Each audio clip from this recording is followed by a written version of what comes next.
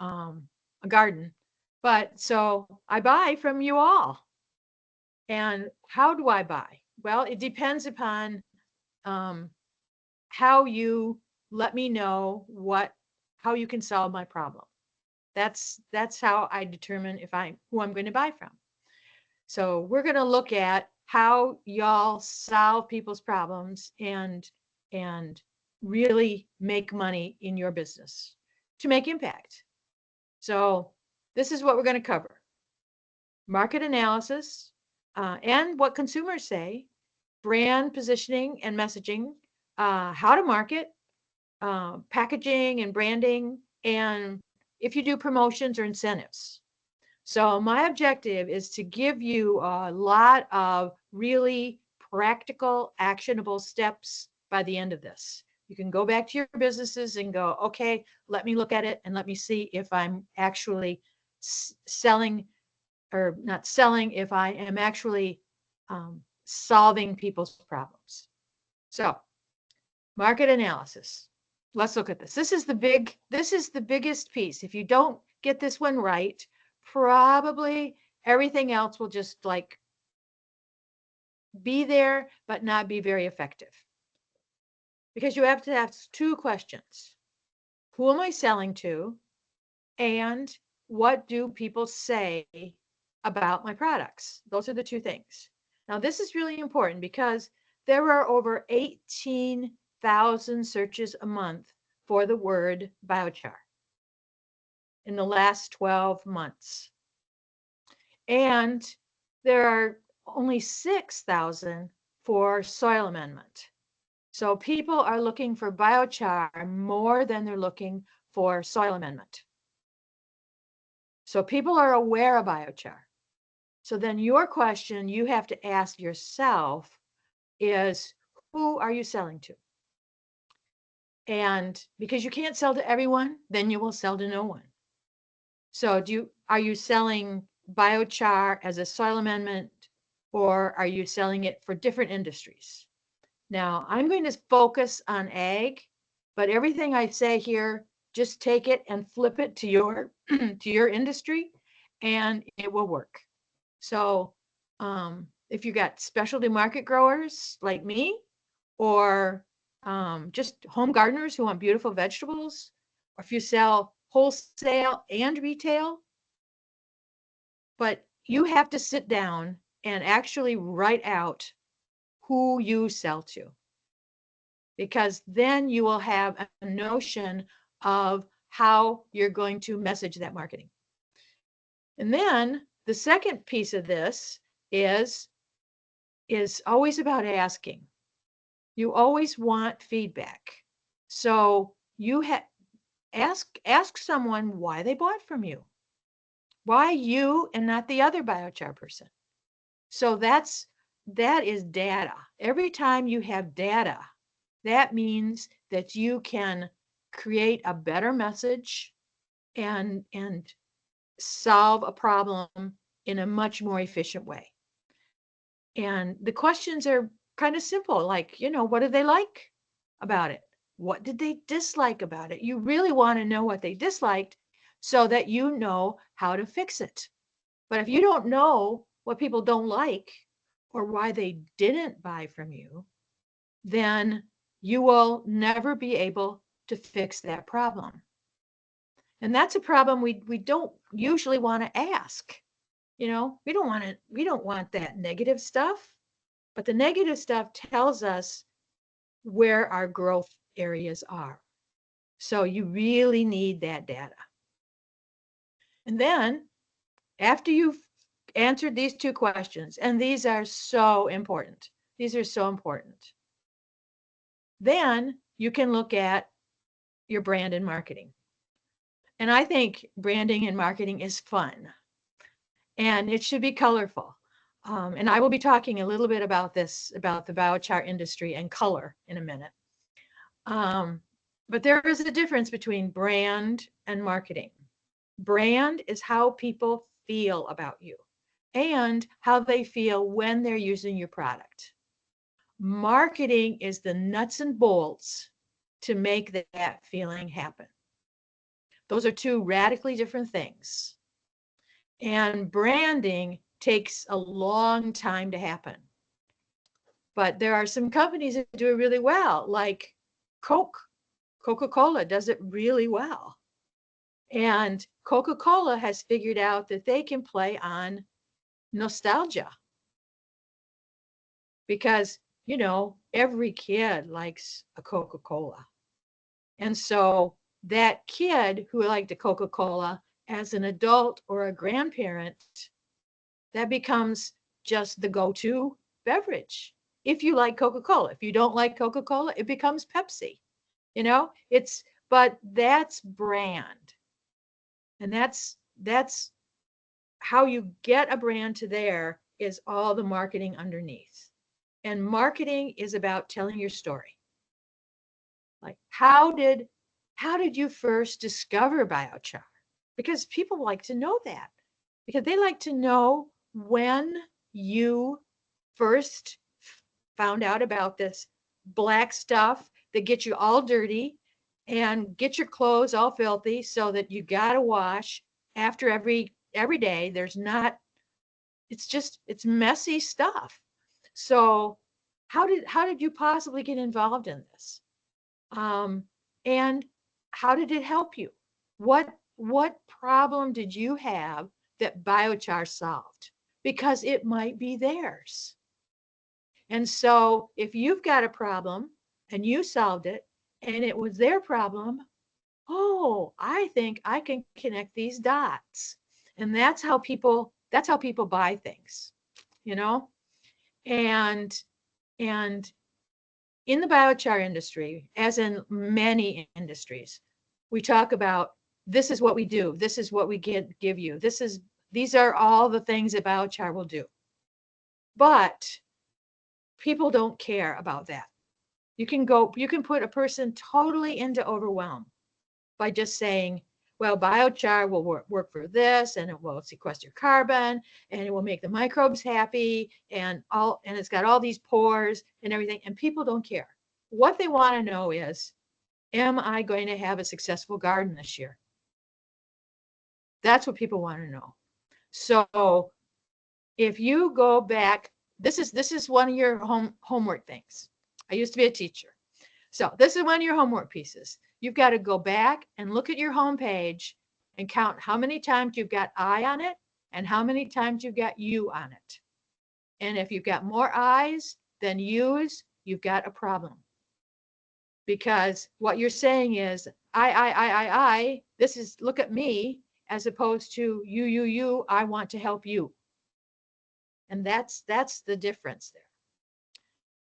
It's always about outcome.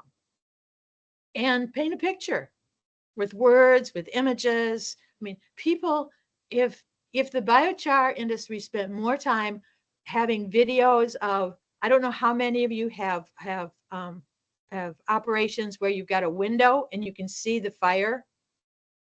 I mean, that's an awesome image, by the way, that fire coming and the biochar going through, and it's a mesmerizing image to have for all of your other when you've got all your technical stuff and the problems you can solve, and you've got this video image of how biochar is actually made, because people don't know what pyrolysis is. People think biochar and charcoal are the same, and they're not. And that's part of our educational piece. That's part of the marketing to make the brand work. Only after people get that really good feeling should we talk about how good it is for the environment, how it's sustainable, and all those kinds of things. Only after people buy with their emotions. We don't buy with our head. So we buy with our heart. And it doesn't matter whether you are selling to a big corporation that's going to use your product in some kind of industrial um, facility, or if you're buying to a home gardener, because you're always selling to a human being. It's human being to human being. So that's an important piece. And the biochar industry is not quite looking at that quite good. So we need to look at that a little better. Ways to market. Well, it's not all digital. But there's social media, there's website, there's Google Business Profile, there's newsletters, there's emails with opt-in. Um, there's thought leader collaborations. Like on this call, there are a bunch of thought leaders. And if the two people from here got together and started a podcast that you just talk about what you two are doing, and then you bring other people on to that podcast, pretty soon you've got some serious traffic and everybody is getting more visibility. So that's something, if a couple people want to do that, that is a really valuable piece of marketing. And there's podcasts, there's things like this, webinars, workshops, and online our workshops are awesome, because if you have a biochar product and a farmer has used it and they have seen a magnificent increase in their productivity or their soil health or something, and the neighbor hasn't been using it, this is a perfect opportunity, like this spring, to have a field day where you go out, you invite everybody, all the neighbors, and you invite them to come to that field day where the farmer can show how he applies biochar, gets out his tractor and does his thing, and the neighbors can see the difference it makes. And if you get 12 people, if you only get 12 people there, and 2 people decide, I think I'll give this a shot, you have now tripled your clients in that area. So that on the ground, in person, this is what we do kind of engagement is what people are really looking for, engagement these days. People want to talk to other people, not this, because I am looking at 1.5 people. So George, I'm certainly glad that you have your camera on, because otherwise I would be talking to me, and that isn't any fun. And if you have an e-commerce, I don't know how many people here are doing retail, but if you are doing retail, your e-commerce has to be very easy, and it has to be very easy to buy and very easy to return. And that return piece is really important, because if someone gets some biochar and it's shipped to them in a couple bags of biochar, like they get 80 pounds of biochar, and they decide they don't like it, and if you make it difficult to return in our instantaneous social media world, your reputation will get crashed. So returns have to be just as easy as buys. But we're hoping no one wants to return, right? And in that buy and return on your e-commerce site is also where you ask those questions about why did you buy? Why are you returning it? We've all seen those little those drop downs that have like 7 different questions. Why are you returning this? And people can say it's too expensive or it's not the right size, or they're about 7 questions. 7 is kind of a good number to get something in depth, by the way. And so that piece gives you data. You may have to take it back, but you've got the data on how to not have that happen again. Because if you start seeing patterns of why people are returning, then the question becomes, okay, I've got a couple things happening here. Either my marketing is pulling in people who aren't my ideal client, or your product has to do it. You have to tweak your product for the existing market.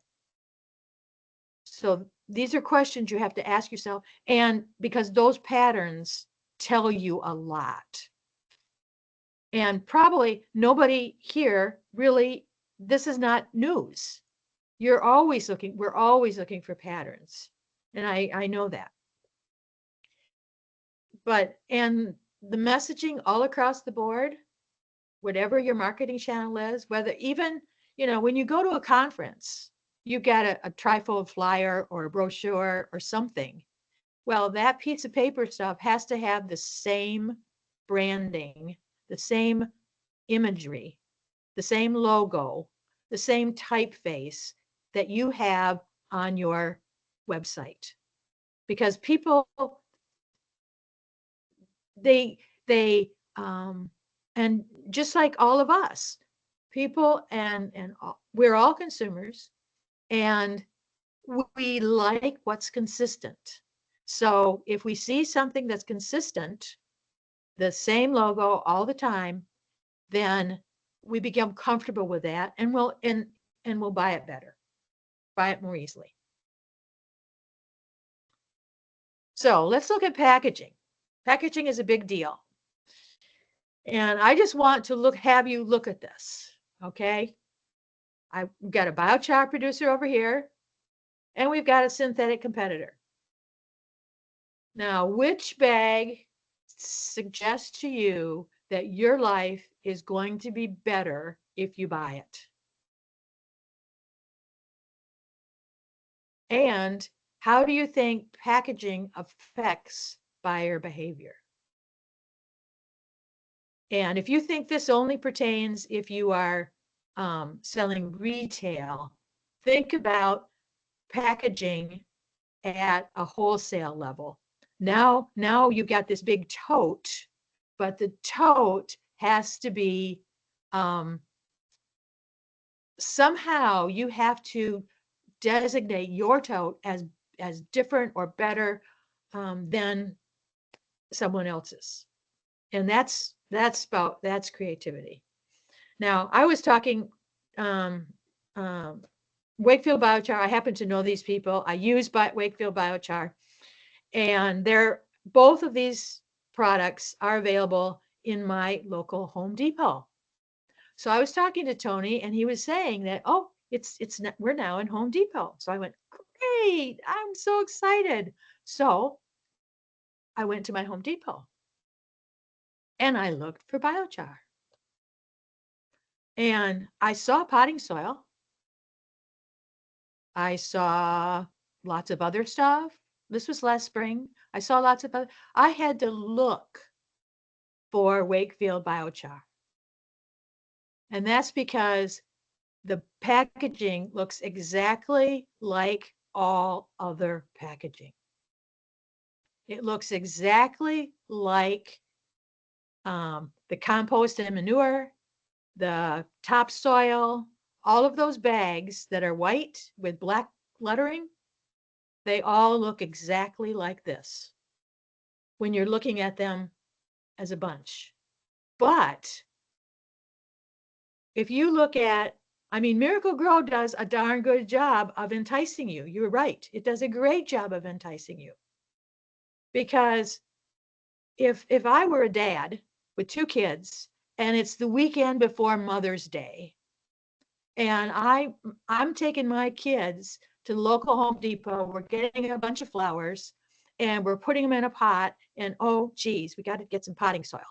So I'm that dad and I'm looking around, and that biochar is a blend, which is a wonderful potting soil, by the way.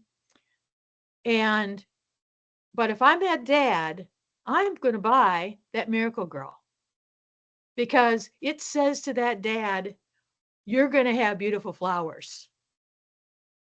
The Wakefield biochar just says, work. By the way, Wakefield has new packaging since this picture was taken. A little more colorful, by the way. So, and this is a wonderful example of how packaging and how branding works, because that Miracle Grow, this Miracle Grow has not changed their packaging in almost forever. It's been that bright yellow with flowers on it because it works. Yes, that's the new biochar. This in the chat is the new biochar packaging. In the last 12 months, there were 74,000 searches per month for potting soil. There were 18,000 a month for biochar and 10 a month for biochar potting soil. So people don't know biochar and potting soil and plants go together. So if you have a product that is in the retail space, this is a problem. So all you have to do is go to Google Trends, and that's a free thing, and type in keywords. So biochar, type in keywords, or you can type in whatever your end product you want your end product to be. Like if you want it to be electricity, George, type in electricity and see how many people are looking for electricity. And then look at solar, wind, char, biochar. Biochar will probably get nothing. Solar will get a lot, wind will get a lot, maybe hydrothermal. But what's happening in there that people aren't looking at biochar as a process to get to pyrolysis and biochar as a process to get electricity. So this is, you got to tweak this and figure it out. But this is all free stuff, you know, on Google Trends. You can really find out who's searching for what. And I find this when you're first beginning to figure out what people are looking for, who your audience is, and what they like and dislike. That Google Trends can give you a lot of information. So, and if you do, I realize I'm talking a lot about retail, but it's because I personally think this is a big space for biochar. Biochar blends, because my background is in agriculture, biochar blends that are biochar and humates, or biochar and compost, or biochar and mycorrhizal fungi. All these blends just make plants grow really well. Mine grow really well. And I'm adding goodness to my soil. And so this is a huge space for a huge opportunity for our whole industry. Now, if you're doing promotions or incentives, I want you to see this slide because it's messy, very messy and colorful and stuff. But it says, and this is when you're doing your website or any other promotional materials, This is how people read. We read from top to right to left. That's how we read, even if we're left-handed. Top, right, left. So top has your biggest thing, what you really want people to know. Left, if you're doing a promotion, you want to have the end date. So, and everything has, if you have a promotion and you don't have an end date, well, then it's just your ordinary everyday price, like Menards does. It's just Menards always has the same price off. So they never have a sale. So there's never any reason for you to buy now. You have when you put an end date on it, it creates urgency. And as soon as you create urgency, of course, like Jim said, at 12:05, everyone shows up because they know that they don't have to deal with all the housekeeping, but they're still here. But it starts at 12, but everybody squeaks in at the last minute. So if you were having a biochar sale, and it's now, but it ends on February 28th, your biggest sale day is going to be February 27th. And maybe the morning of February 28th, So, but the end date counts. And over here with you have promotions or incentives, what are they? 10%, 20% off, um, buy one, get a sample free. I mean, whatever works in your business that you'll make money, and the person will get more than what they would get in a normal situation, because that's what promotions are all about, giving person more. Now, here's what we covered. Market analysis, who you're selling to, what problem, and one problem at a time, one solution at a time. That's kind of a golden rule in marketing, because if you try to solve multiple problems at any given time, everything gets lost in the shuffle. So what you have to do is figure out what is the most important problem to that person, solve that one, and then go to the secondary one and the tertiary, all the way down until you've solved all their problems. And then, of course, you are absolutely God, because now you can solve all their problems. So now they have no reason not to buy biochar, but you stop one problem and then another problem and another problem. And it's all about, when you solve a problem, the only reason the person has a problem is because they don't feel good. So, or it sounds too good to be true. Or if they don't feel good, then your goal in solving the problem is to make them feel good. So when you make them feel good, their mind will justify why they feel good. That's what we do. We want to buy something, and then we go, oh, I really, I feel that that's right. And then our head goes, okay, so now let me justify that, because I really don't want to buy from my heart, because intelligent people don't do that. That's what my grandma does, but I'm not going to do that because I'm an intelligent human being, right? Isn't that what we do? So, but in order to engage our head, we first have to feel something. And the way we create that is through the nuts and bolts of marketing, by showing people that we show up, showing people that we have a solution to the problem, because we've listened to them and we know what their problem is. And all the ways you marketing, it's just, marketing is, we do this every day.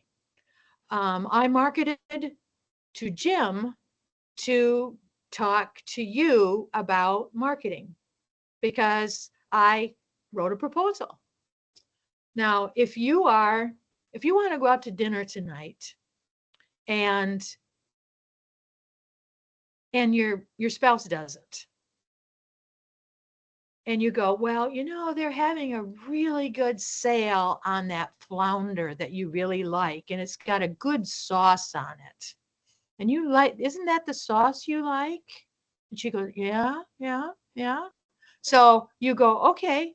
And if we go soon, we can get there during happy hour and have half off hors d'oeuvres. Pretty soon, maybe, we can make this a date night. You have just sold. That's what we all do all the time. We're always selling, we're always marketing. And so um, when you think in that way, it's marketing is just something we do. And when you're marketing your business or biochar, it's any way you can think of. I mean, you could go door to door if you wanted, or you can. You're at the grocery store and you're talking about. Well, I think I'll grow some of my own groceries this year. Grow some of my own food this year. And then I won't have to buy so much groceries. But I've got to get some good. My soil is kind of bad. I've got to fix my soil. And you're talking to a stranger at the grocery store. Maybe I'll get some biochar. And then you just go on. Now they have this sound. They have this sound bite. Biochar. Grow my own vegetables. Improve soil. Now maybe they'll be one of those thousands of people that looks up biochar. So marketing is anytime you're out there, because as business owners, we're kind of like doing it all the time. And packaging matters. And in wholesale, the packaging will include things like a manual on how to actually use the biochar, a manual on if you're selling biochar machinery, how to operate that machinery, how to set it up, what kinds of um, local, regional, state laws that pertain to that piece of machinery, that pertain to growing, to making biochar. All those things, if you have an owner's manual and a QR code on your tote, your monster big tote of tons, and you're giving that to a farmer, but it's got a big, nice big QR code on there that goes back to your website, and that website then has a downloadable manual that gives them exactly step by step by step by step how to be successful. You have become a very valuable person to that farmer or to that industry. If biochar is being used in batteries or whatever, if you can give people more information than they anticipate, and it's all helps them use it better, then you have gained loyalty. So, and then when you get all that done and you really like sit back, then you can like chill. When you got it all under control, you can just chill. And I suppose that's about when you exit, maybe not. But and cement production, yes, would be a great example of biochar. There's a lot of conversation about cement production and biochar right now. And it has to do with specs. So if I don't know what the specs are, but someone here does.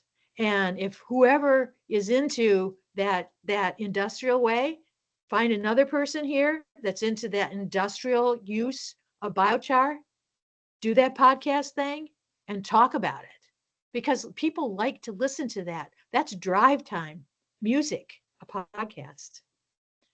Now, I told you I'd been a teacher. So I have an assignment. Action, there's no change unless you do action. So, number one, go back to your business and figure out if you are meet them where they're at. Are you meeting those potential customers where they're at? Are you solving the main problem? Listen to their problems because you can't solve a problem if you haven't listened. One solution, one problem. And then over deliver. Always over deliver. That manual on how to do things, that's like over delivery. If you've got a product and I think vinegar is another byproduct of the biochar pyrolysis process, and they could use that on their property. Give them a sample. Let them try it on a piece of property and see if they like that. Maybe next time they'll buy it. So those are my 4 things always that I always think of. I always think of got to meet you where you are, got to listen to your problem, got to find one solution, and then I'm going to over deliver. That's what I do. And that's what I want you all to do in your businesses. So that is my whole presentation. And so now I'm going to quit sharing because the big page is this right here. Questions to ask yourself. This is the page that if you're doing a screenshot, that's the page to do the screenshot of, because that's your biggest homework.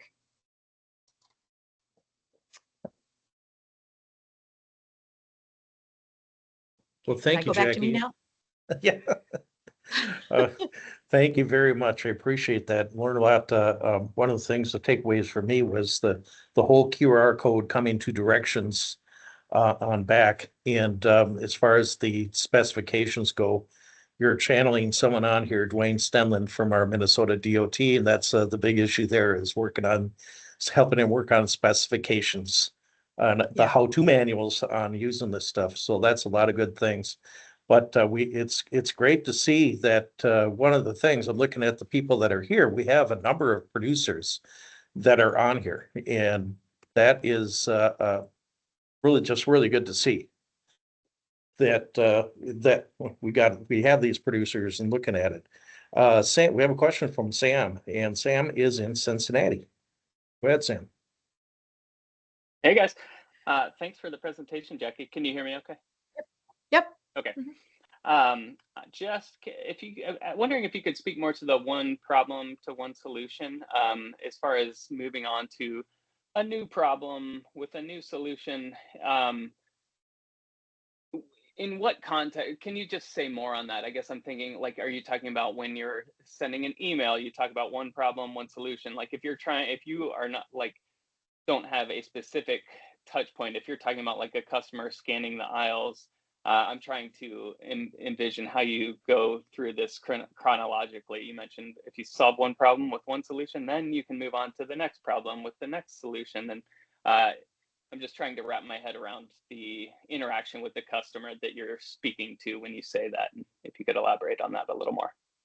Okay, so that goes back to finding out what they liked and what they didn't like. All that kind of interaction with the person, and when there are no problems that aren't being solved some way right now. And so what we want to do is say the way you find out what is the biggest problem is you go and Google has all kinds of wonderful free things. So you go to that people ask place, and when you're scrolling, and find out what people are asking about, because whenever a person is doing a Google search, that's because they've got a problem. And if a person is, so you as a manufacturer, you can go, okay, people are trying to solve this problem. They're trying to solve, how come my clay soil so hard? How can I make that soil more give it more porosity? So you're only going to try to solve the porosity problem. You're not going to talk about the fertility problem, because that's not the problem they're talking about. This is the glory of a blog, because that blog will answer that one question. And then you'll have another blog that can answer the microbe condol question, a biochar. So you don't answer any question or solve any problem in any kind of a big generic way on your website. But you do solve little teeny problems on blogs or social media, or LinkedIn posts, or however you're going to do that. But whoever your audience is, you address that one problem. And you've seen those like in LinkedIn, someone will start out with the question, and pretty soon there'll be this thread, and then pretty soon it's like it's like everybody whispers in everybody's ear, and pretty soon it's a different question on the LinkedIn blog. Yeah. So what you want to do is you want to just solve the problem for that person, and then they'll have another problem. And that's what those blogs do. That's what a LinkedIn thread does. What it does is it starts with a problem. People are answering it. They'll go, well, yes, but this doesn't address, and then they've got another question. So this is the primary problem. This is the secondary problem. You solve this one, now you solve that one. Does that make sense? Yes, absolutely. I was just trying to wrap my head around what kind of customer interaction you're speaking to, and that answered it perfectly. So thank you. Okay. Well, thanks, Sam. And one of the things here, like I said, we have a number of producers here. It's great to see this. And we have today, some good travelers here today, Czech Republic, Brazil, and 2 from India. So it's great to see our international partners here today. Is there another question here we have for Jackie? We're nearing the end of our allotted time. One of the things here, if you said you put them in the chat or raise your hand, we're glad to talk to you. Katie's monitoring for the questions. But one of the things I want to remind folks is that we are having the U.S. Biochar Initiative is having their North American Conference in Minneapolis, September 15th through 18th. Things are open now, coming through. If you want to be a vendor, sponsorship, please let us know. And we'll be happy to get you there. We hope to see you in Minneapolis. Katie and I are working in the city for the city of Minneapolis. And got to mention our carbon sequestration program here. We're breaking ground in April, so things are moving along with our facility here. But do we have any other questions or comments from the audience? Karen, that's thank you very much. Now you're coming from Ohio, aren't you, Cameron? Oh, yes, sir, I am. Yeah, good to see Davey here in force. But want to thank everyone for coming here today. And Katie, do you have any notes about the recordings? The recording will be shared next week, that will be shared along with the recap email. I will send out links to the sign up for the North American Biochar Conference, as well as Jackie's website and slides. If you have any questions, let me, Jackie, or Jim know. And again, you can email me if you would like to be added to the Char Talks email group. And as well, like it says, Jackie reached out to us to appear on Char Talk, and thank you very much, Jackie, for doing that. But if there's others out here in the audience that are interested in doing a presentation on Char Talk, please reach out to me. I'd be glad to talk to folks, in particular international folks. We should hear some other diverse views. We have the next 3 months wrapped up. We have locked in places, some great presentations, field demonstrations next month. In place biochar the following month, and the general biochar environmental work the following month. So 3 months out, after that we have openings. Please reach out, talk to me. Be glad to have you on here, and we hope to continue. Please send Katie an email if you'd like to be invited on the recurring invitation list for Char Talk. But I want to really appreciate everybody for showing up here today, participating. Thank you very much, Jackie, on filling a niche that we have not had yet so far. So the marketing side is a key component, and I see that reflected in the demographics of our audience, a large number of producers here today. So I want to thank you very much for attending Char Talk, and I hope to see you the third Friday next month at 12 o'clock Central Time, and we will get you the invitation or the information out there. But we have our speakers already lined up. But thank you for coming here today. Thank you, Jackie. Special thanks to Jackie for this amazing presentation. Thank you. Thank you, everyone. And Marcella, I believe you're in Brazil. Fantastic. Thank you for attending. Thank you for your time, guys. Appreciate it.